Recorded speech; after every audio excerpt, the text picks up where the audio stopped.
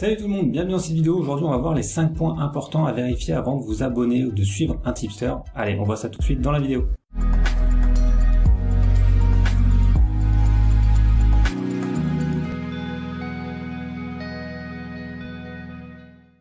Alors, le premier point important, ça va être tout d'abord de vérifier l'historique du tipster. Je vous conseille vraiment de suivre un tipster qui va avoir au moins 1500-2000 paris d'historique. Comme je l'ai dit dans une précédente vidéo, je vous mets la petite pastille en haut si vous voulez aller voir, la variance peut jouer un rôle très important dans les résultats d'un tipster ou d'un parieur en général. Donc je vous conseille vraiment de suivre quelqu'un qui a un gros bilan. Voilà, si vous avez un tipster qui a 100, 150, 200 paris, la variance peut être trop importante et vraiment modifier les résultats du tipster. Donc je vous conseille plutôt de vous orienter vers au moins 1500, 2000 paris.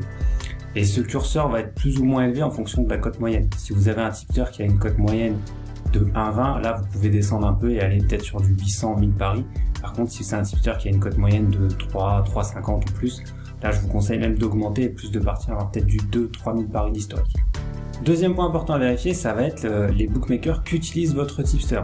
Il faut vraiment que vous puissiez avoir accès au même bookmaker que votre tipster. Si par exemple vous suivez quelqu'un sur Blogabet qui va parier sur Bet365, si vous n'avez pas Bet365, ça va être compliqué de le suivre. Ou alors il faut vraiment vous assurer que les paris qu'il va proposer sur exemple Bet365, vous allez aussi les avoir sur votre bookmaker à vous, par exemple Pinacle. Et que bien évidemment les cotes que vous allez avoir sont les mêmes que lui.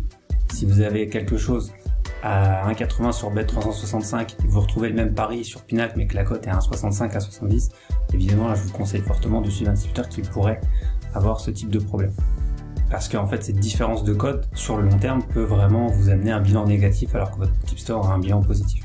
Troisième point, c'est de vérifier si vous êtes disponible quand le tipster envoie ses paris.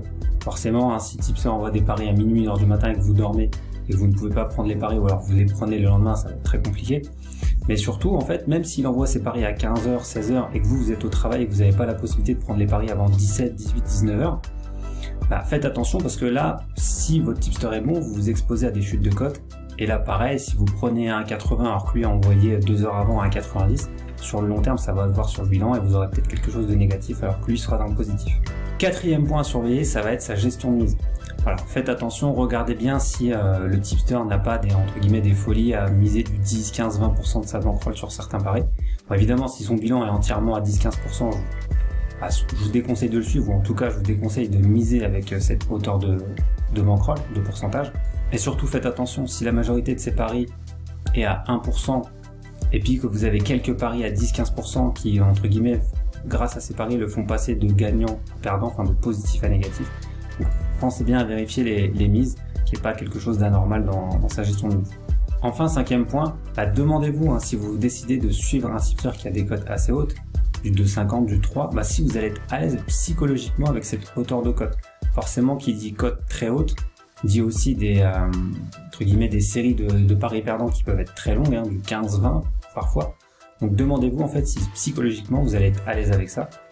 Et donc dans ces cas-là, si vous vous rendez compte que vous ne l'êtes pas, je vous conseille plutôt de vous diriger vers des tipsters qui vont avoir des cotes à 1,50, 2, voire même moins. En tout cas, qui vont plutôt privilégier des stratégies à parier sur les favoris plutôt que sur les outsiders. Voilà, cette vidéo est terminée. J'espère que ces conseils vous aideront dans vos choix.